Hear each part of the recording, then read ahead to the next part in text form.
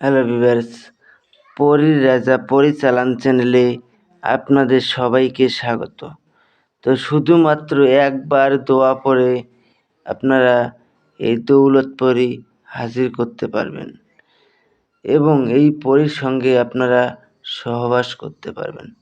এই দৌলতপরি যখন আপনার সামনে এসে প্রকট হবে, সোনা, হিরে, মুক্ত এইসব কিছু আপনার সামনে নিয়ে এসে প্রকট হবে। যখন বশ্যতা স্বীকার করে নিবে, ওই সব কিছু আপনাকে দান করে দেবে। তো এটা আপনারা কীভাবে প্রয়োগ করবেন আমি আপনাদেরকে ভিডিওর মাঝখানে বিস্তারিতভাবে বলে দিব।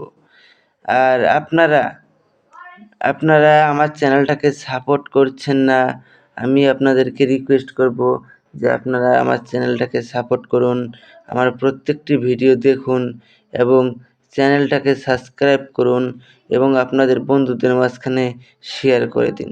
কেননা আমি আপনাদের সুবিধার জন্য নানান ধরনের টোটকা সাধনা আমি আপনাদের সামনে নিয়ে উপস্থিত হই।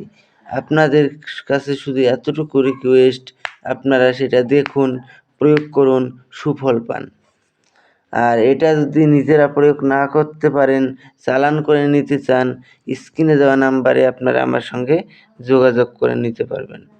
এটা একদিনের মধ্যে শুধুমাত্র একবার দোয়া পড়লেই এই দৌলতপরি আপনার সামনে এসে প্রকট হয়ে যাবে। তো এটা কী করতে হবে আমি আপনাদেরকে বলে দিচ্ছি। থাম্বনেলে যেরকম পরি দেখতে পেরেছেন, সেম টু সেম ওই রকমই পরি আপনার সামনে এসে প্রকট হবে। একেবারে সেম অবিকল ওই রকমই হবে, কোনো রকম ডিফিকাল্ট কোনো রকম কিচ্ছু হবে না। তো এটার জন্য এটা করার পূর্বে আপনারা আমার কাছ থেকে অনুমতি নিয়ে নেবেন। অনুমতি নেওয়ার জন্য আপনারা আমাকে কেউ ফোন করবেন না, কমেন্টে অনুমতি চাইবেন, আমি আপনাদেরকে অনুমতি দিয়ে দেব। একটা দোয়া স্ক্রিনে দেখতে পেরেছেন, এটা লক্ষ্য করে নিন। এটাকে আপনারা প্রথমে ভালো করে মুখস্থ করে নেবেন। মুখস্থ করে নেওয়ার পরে আমার কাছ থেকে তারপরে অনুমতি নেবেন।